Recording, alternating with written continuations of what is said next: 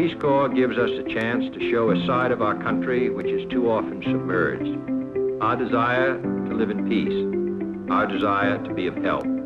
There can be no greater service to our country, and no source of pride more real than to be a member of the Peace Corps of the United States. This is my Peace Corps. Peace Corps. My Peace Corps. My Peace Corps Story. Hello, everyone, and welcome to the My Peace Corps Story podcast. I'm your host, Tyler Lloyd, and I'm here to help tell the stories of current and returned Peace Corps volunteers. Today's episode is a bonus episode, something a little bit different than what I've done before. I won't be interviewing a guest on the show to learn about their Peace Corps experience, but rather, I'm going to talk about my experience a little bit and read a chapter or two from my book, Service Disrupted. If this sounds like something you don't want to listen to, please check out another episode, but I thought it would be a great opportunity to talk to my audience a little bit more and about my Peace Corps experience. First off, I've been having an absolute blast talking with other volunteers about their service and their unique stories. It's been so amazing to listen to the varied experiences that are different for each volunteer, and then those which have connected everyone in their service. I can't put it into words just how overjoyed and energized I feel after doing each one of these episodes, and how happy I am to have the opportunity to share the stories of other volunteers. This whole project came about because I was writing my own book and reflecting on my service, and I wanted to provide an avenue for other volunteers to tell their story. Because while I was writing, I was second-guessing myself a lot and thinking, okay, am I being true to the Peace Corps experience? Am I overgeneralizing, or am I being too specific about my service? And I quickly realized, well, I can only tell my Peace Corps story. That's why this podcast is called My Peace Corps Story, because each person who comes on the show tells their unique story. Everybody comes into Peace Corps with a different set of life experiences and background, and their personality shapes how they see their service and how they go about serving their host country. So I was never going to be able to write a book that expressed that. I could only tell my story. So I wanted to make sure that I provided a way for people interested in the Peace Corps to learn the wide-ranging experiences of volunteers. Because if someone was searching for a Peace Corps story, looking into the Peace Corps, and found my book on Amazon, and said, okay, here we go, I'm going to read this. And while it does show a lot of the good and the great that happens in Peace Corps, it is my unique experience, and I implore people interested in the Peace Corps to hear a wide range of experiences to get a better understanding of what they're going to be going into if they serve as a volunteer. And for people just generally interested in Peace Corps, to listen to other people. One person's experience doesn't make Peace Corps, but there are underlying themes that tie us all together as volunteers. And now, my book, Service Disrupted. Service Disrupted is a memoir of my Peace Corps experience, and the book itself spans a 3-week period of my service where my service was disrupted, hence the title. And so starting off, I'm going to read the back cover, the little, summary of the book that I did not write. I had my editor write it because I had great difficulty trying to write a paragraph that summed up what I had written. So first, I'm just going to read that for everybody. Service Disrupted. Giving over 2 years of your life as a Peace Corps volunteer is admirable, but giving up his life is more than Tyler Lloyd, can't even say my own name, Tyler Lloyd signed up for. Service Disrupted is an engaging memoir in which Tyler tells of his adventures and his eagerness to share his knowledge of gardening and agriculture with the kind and quirky villagers in Burkina Faso, Africa. But when he learns that his end-of-service medical exam showed a positive HIV test, Tyler's mind becomes consumed with emotion, worry, and despair. The ups and downs will keep you reading to the end with a new respect for Peace Corps volunteers and the African people. You'll be both fascinated and saddened by the sub-Saharan people who have become much more than a village to Tyler as he awaits the answer to what his future holds. So that's a summary of my book. And now I'd like to read a chapter, maybe two. We'll see how this goes. I always hated reading aloud in class when I would be called to have a mild panic attack. So this may be a horrible idea for doing a bonus episode, but I wanted to share some of my experience in my writing with you all to maybe pique your interest in checking out my book and learning more about my story. And also definitely check out the show notes for this episode on mypeacecorpsstory.com for this bonus episode, because I'm going to include some extra photos and some video that, can't include video in a book, but they relate to what I read, so you guys can have a more well-rounded understanding of my service and the start of my book. So let's see how this experiment goes. I'm going to read to you all the first chapter and maybe the second chapter of my book. Chapter 1, May 19th, COS. I sat in the Peace Corps transit house, staring blankly at my laptop, waiting for a website to load. The transit house was where volunteers stayed in Ouagadougou, the capital of Burkina Faso, Ouaga. The two-story communal house contained 2 large rooms filled with rows of bunk beds, men's and women's dormitory-style bathrooms, a large kitchen, a large living room, a balcony, a wraparound screened-in porch, and a cubby room lined with lockers. I sat in the larger living room amongst other volunteers. The room's furnishings consisted of several old couches, 2 long wooden dining room tables surrounded by chairs, unorganized bookshelves packed with paperback novels, and an assortment of eclectic art pieces cast off by former volunteers.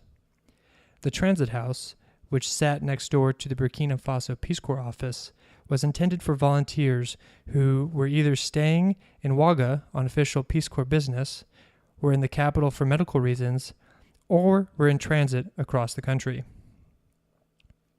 Several volunteers and I were in town for our close of service medical exams.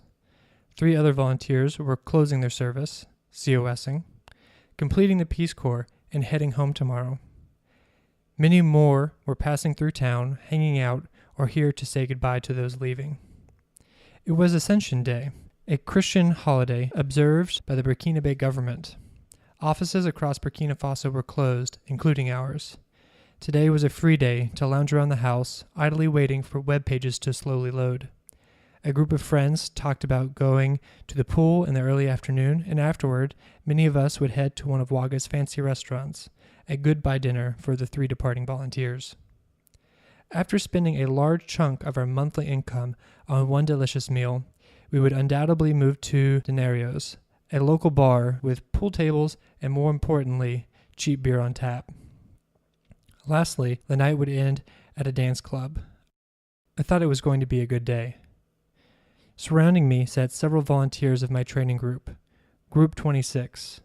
Nearly 2 years ago, we had come into our Peace Corps service together, and we were now preparing for our departure. It didn't feel like 2 years.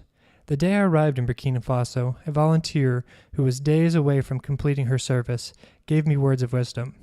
She told me, "The days will be long, but the months will be short. It'll be over before you know it. Enjoy it." She was right. I spent countless days in my village where the clock seemed to stand still. No matter what I did to fill my time with work, projects, and chores, I would arrive at 11 a.m. and wonder, is it too early for a nap? Maybe I'll have an early lunch.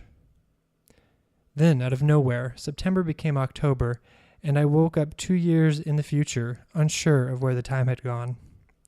For the past 2 years, I served as an agricultural and small business volunteer in Banzon, a rural village in southwest Burkina Faso. For my primary assignment, I worked with a women's cooperative that processed and packaged locally harvested rice. My job as a Peace Corps volunteer, however, was hard to define. Day after day, I searched for ways to make a difference in my community. Over the 24 months as a volunteer, I led malaria prevention trainings, held maternal and early childhood nutrition workshops, weighed and vaccinated newborn babies, conducted classes on hygiene, built hand washing stations, helped plant more than 10,000 trees, developed a garden training program, started a youth karate club, and taught a group of women how to make soap. Yet, most days were spent slowly passing the time in the village, desperately searching for anything that could provide me with a sense of importance or accomplishment. You could tell that the group around me was ready to move on from the Peace Corps and on to the next chapter of their life. We had a positive experience overall, but 2 years, even if passing quickly, were still 2 years. We were gradually checking out, focusing on the end of our service. Some of us would head to grad school, others would find jobs, and a few would take time to travel and delay having to choose between grad school or a job. Suddenly, I was pulled from my reveries back into the present by another volunteer. "Hey, Tyler, Crystal has been trying to get a hold of you." "Huh? What?" I asked, looking up from my laptop. Anna hobbled into the room, wearing her foot brace. I didn't remember how she injured herself, but she'd been wearing that boot for nearly a month. "I just came from Crystal's office," she said. "She wanted to see you and has been trying to get a hold of you all morning," repeated Anna. Crystal was one of our Peace Corps medical officers, PCMOs, the doctors who helped us get through 2 years of service in West Africa. Why would Crystal want to see me? The office was closed today. I looked down at my phone, which sat next to my laptop, and found it turned off. I turned on my phone and instantly received 2 messages. "Tyler, call me when you get this. Please stop by my office." "Why does Crystal want to see you?" chimed a volunteer sitting in the living room. "I don't know." That can't be good," inserted another volunteer. "Maybe. We'll see," I said with a smile and a playful shrug. "Wish me luck." I thought about the day before, when I had the first part of my close of service medical exam. Dr. Patel, the other PCMO, reviewed my medical history over the past 2 years, drew my blood for several tests, and performed a head-to-toe physical exam to document anything that would require further follow-up. Something was wrong. I checked out of the house with the security guard and turned left out of the gate, walking 100 feet down the street to the Peace Corps office. I slid my ID under the protective glass barrier to another security guard, who then buzzed me into the building. I quickly bounded up the stairs to the second-floor medical offices. I knocked on Crystal's door. No response. I knocked again. Still no response. Impatiently, I cracked the door open and inquired, "Crystal?" "Oh, come on in. I can't hear when anyone knocks on that door," she replied. Her door was padded and upholstered to resemble the back of a cream-colored couch, a peculiar design choice. I entered her office and sat across from her at her desk. "How are you doing, Tyler?" she asked. "I'm doing well. Yourself?" I replied, trying to get comfortable in the rigid office chair. "I'm good. I sent you several messages and tried to call you, but I think your phone was off," responded Crystal. "Yeah, I don't know why it was off. Anna told me, though." "You wanted to see me? What's up?" I calmly asked, even though my mind anxiously raced through the possible reasons for this meeting. "Well, I got a call late yesterday evening from the embassy lab. Your results. Your HIV screening test came back positive," Crystal quickly stated, followed by an uncomfortable, lingering silence. "Okay," I returned numbly. "What does that mean exactly?" My mind sat still as a high-pitched ringing faintly reverberated in my ear. Crystal realigned herself in her chair and awkwardly shifted a paper on her desk before saying, "Well, it was only a screening test for HIV, not a final conclusive test. Another test will have to be run to confirm the screening test. I was called yesterday evening and told that yours had come back positive. Since then, I've been reading more on HIV testing protocols, speaking with the regional PCMO in Senegal and others at headquarters, planning our next steps." "Okay," I mumbled, leaning forward in my chair. "So what now?" I've been trying to figure that out, actually. The embassy lab can't run the additional test. Your blood could be drawn and then sent off to France for testing, but I've yet to figure out how to properly send the sample. Our best option is usually DHL, and it doesn't look like they can do it. The sample needs to be kept at room temperature and arrive within 48 hours. There is a lab here that is part of the Ouagadougou Hospital. It's a World Health Organization HIV lab. We've never used them before, but Dr. Patel is confident in them. Okay, so you'll draw my blood today and send it to the WHO lab? I questioned. No, it would need to be drawn tomorrow. Since today is a holiday, they aren't open. We still haven't decided what course of action to take, though. I'll be figuring that out today. So, draw my blood tomorrow. Send it somewhere. Sounds good. Yes. Tyler, are you okay? You're not reacting how I thought you would. How I would. Yeah, doing as well as I can be, I guess. Not really feeling anything, I replied. It was true. I had heard what Crystal said. I tested positive for HIV. I was very aware of what that meant. Yet I didn't feel anything other than my body as it sat in front of the doctor, still, eyes locked forward. I continued, "It's just that there isn't much point in freaking out. It won't make anything better." No, it won't. Do you have any reason to think you would test positive? Sex with prostitutes? Intravenous drug use? Unprotected sex? High-risk individuals? Nudged Crystal. Prostitutes? No. Intravenous drug use? No. Unprotected sex, however, but it had been with other volunteers. Nope, all good, I lied. Oh shit. I started to feel something, and then I felt a lot, hitting me like a wave crashing down. I was engulfed in thought, gasped for air, surfaced, and quickly recomposed myself in a matter of half a second. And Tyler, there are the stitches you received in Bobo after your bike accident. The facility was reviewed and approved by Peace Corps, but there is still a possible risk there. The needle used for stitches is solid and disposable. The syringe used for your anesthetic, however, is hollow and could transmit HIV if reused, but those shouldn't be reused. It's unlikely, but it is something that I've considered, proposed Crystal. Chapter 2. Bike Wreck. Patrice had come to my house 2 days earlier to suggest exploring a cave he knew of outside a village. I was always down for an adventure or new experience, a quality that helped me make the most of my Peace Corps service. My best friend, Yusuf, however, didn't have confidence in Patrice, understandably. Patrice was short with a very muscular build, thin dreadlocks, and best defined by his laugh and happy-go-lucky way he typically carried himself. He was a musician, dancer, and a Rastafarian. Patrice also drank a lot. On more than one occasion, he would stumble to my house in the morning, smelling of alcohol, to say hello and see what I was up to.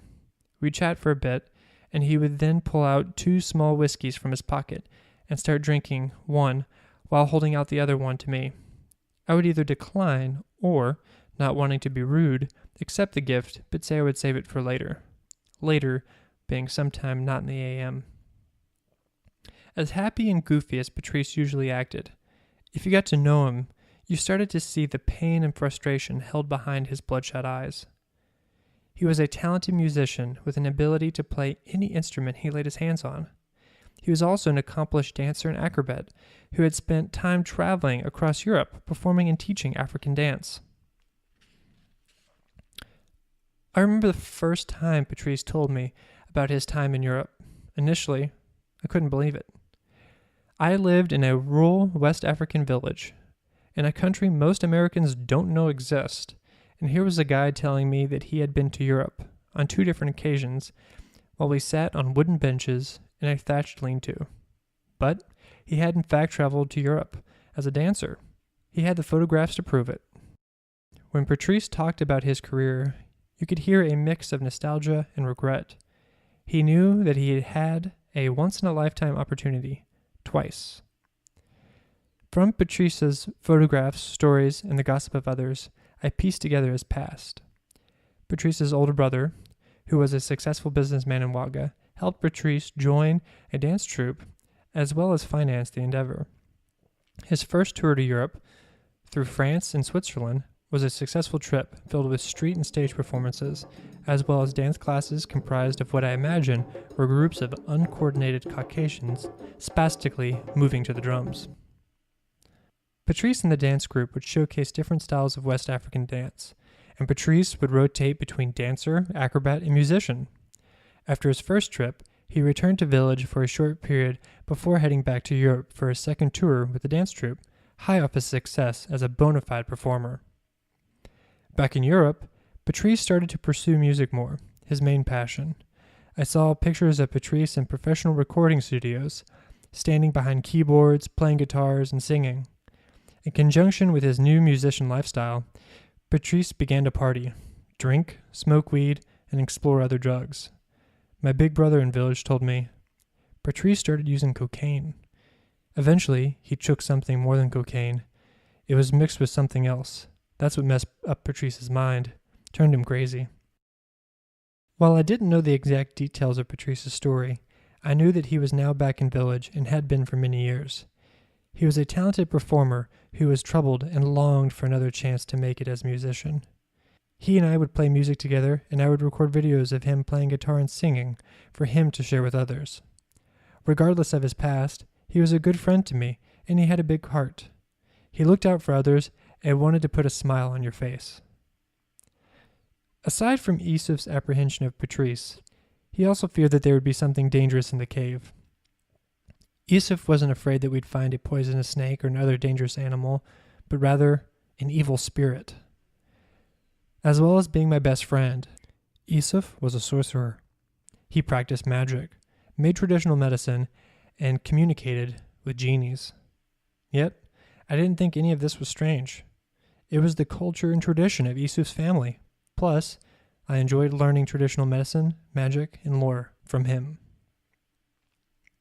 I didn't, however, heed Yusuf's warning. My mind was set on going out to the cave. Patrice arrived at Yusuf's shop, where I was waiting, and we set off in the direction of the cave. As we parted, Yusuf asked for a safe return. Alaka sira dire. May God make the route good. The cave was approximately 10 kilometers outside of my village.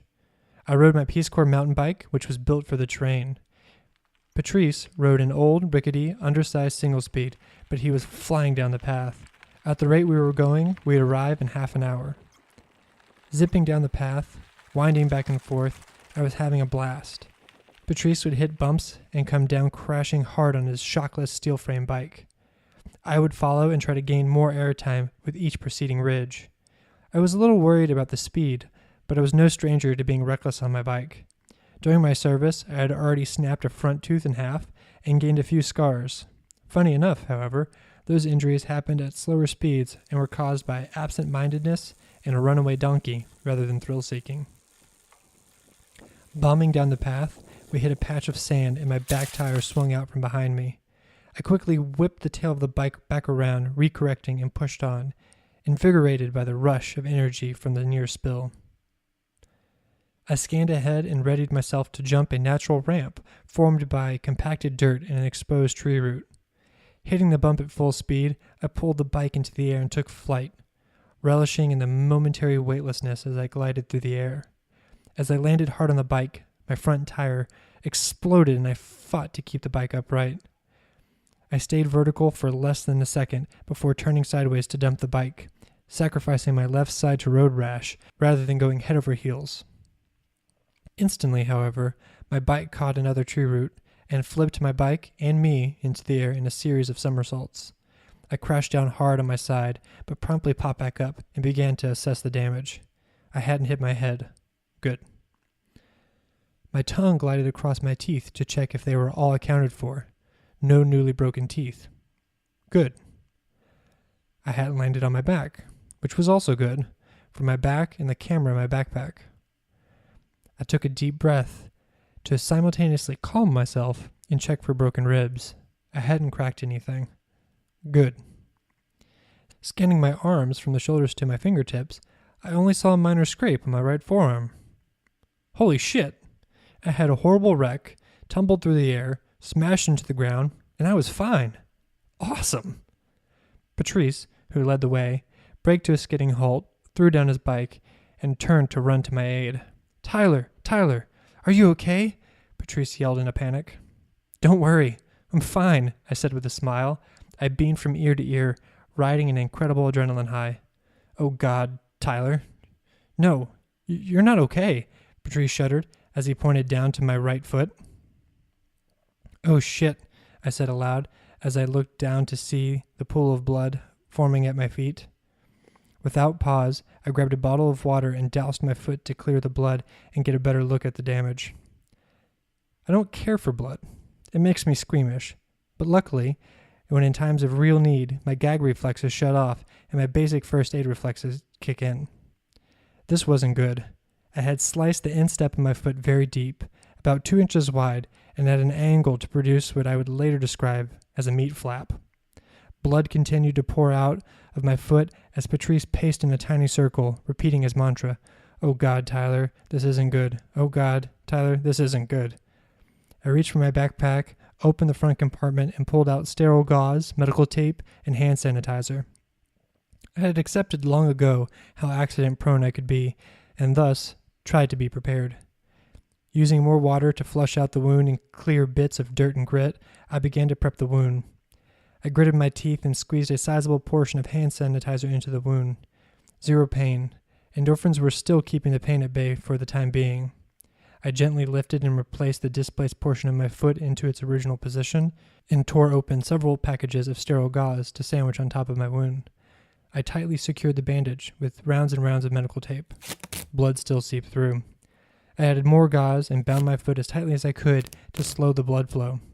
It seemed to be working. My foot was back together. Somewhat. I looked up from the field triage unit, surrounded by empty gauze packages and covered in blood. Patrice had stopped pacing in circles and now stood silently, inhaling a cigarette as if his life depended on it. I washed my hands and pulled myself off the ground. My foot was as good as it was going to be here, but I needed medical attention and stitches. I took out my phone and was ecstatic to see that I had signal way out in the bush. I dialed the Peace Corps emergency number and waited calmly while it rang. "Hello? Medical emergency phone. How can I help you?" Crystal answered, stressing the words, medical emergency. The doctors had this phone on them at all times and were regularly called and bothered for the most minor of issues. Some volunteers called at the first hint of a headache or stomach trouble. "Oh, do I have a medical emergency for you?" I laughed to myself before I bombarded her with, "Good morning, Crystal. This is Tyler. I'm about 3 miles outside of my village, and I just had a bike wreck. I sliced my foot open very deeply, and I've lost a lot of blood. I have cleaned the wound with fresh water, added sterilizing solution, and bound the wound with medical tape and gauze. I've stopped the bleeding, but I'm going to need several stitches." "Okay, we'll send down a driver to your village and come get you," replied Crystal. "You said you're 3 miles outside a village. Can you make it back?" "My bike has a flat tire, but I don't know if I could bike anyway. I think I can find a way back to village, though," I replied. "I would limp if I had to, but ideally, someone on a motorcycle would pick me up." Motorcycle use wasn't permitted, but this had to be a warranted exception. "Okay, I'll call Vincent and Bobo, and he'll leave immediately to come pick you up." "Thanks. Talk to you soon." I hung up the phone, and at that very moment, the adrenaline had run its course. My body became weak, my foot was throbbing, and I felt like vomiting. I had to get back to village, though. The Peace Corps driver in Bobo, the closest regional capital city to my village, was on his way to come pick me up. "Patrice, that was Peace Corps. They're going to send someone to village to come take me to Bobo. But I have to make it back to village first," I said, finally acknowledging Patrice after ignoring him for what felt like half an hour. He also looked weak and ready to vomit, possibly more so than me. I didn't think he would be of much help. As I began to limp and apply pressure to my foot, it became apparent that walking wasn't an option unless I wanted to arrive sometime the next day. Then, I saw how I would get back. My form of transportation was bouncing down the path in our direction. The donkey cart arrived, and Patrice told the woman who steered the donkey that we were commandeering her wagon. I asked him to explain that I was injured, unable to bike or walk, and needed to get back to village. Patrice loaded my bike into the cart, calmly asked the woman to get off, and told her that she had to walk back to village. She willingly accepted and looked very concerned for the tall, bloody foreigner. I mounted the cart, and the donkey began to saunter back to village as Patrice slowly rode his bike next to us. 20 minutes after I arrived at my house, giving me enough time to unload my bike, pack a bag, and inform my family of what happened, Vincent pulled up and we headed to Bobo. The doctors in Wagga had arranged for me to have stitches done in Bobo. It was much easier to get stitches there and then move me to Wagga afterward for further consultation. I had the stitches as planned. Then I traveled to the Peace Corps office days later and spent the next 3 weeks taking progressively stronger doses of antibiotics as I waited for my foot to heal. After I returned to village, I showed off my new gruesome scar and told everybody that it would make a great souvenir, an idea that they did not understand. Yusuf never trusted Patrice again and never wanted me to associate with him. Later, when Yusuf and I recounted the story, we realized something. The village near the cave was called Sinfara. In Jula, my village's primary language, Sinfara would translate to tear a foot. Sinfara had torn my foot. Sinfara, Sinfara. This funny coincidence gave us an afternoon of amusement. But what if I had contracted HIV when getting my stitches? Well, thank you, everybody. Hopefully those that started listening to this episode didn't abandon me while I was reading. I struggled a little bit. As I said, I'm not the best person at reading aloud. Hopefully you found my writing to be good enough to listen to these first chapters. But if you're interested in learning more about my story and purchasing a book, you can find it on Amazon in both paperback and ebook to read it on your Kindle or other devices. But the book is called Service Disrupted, My Peace Corps Story. You can search it in Amazon, it'll come right up, or you can search my name, Tyler Lloyd.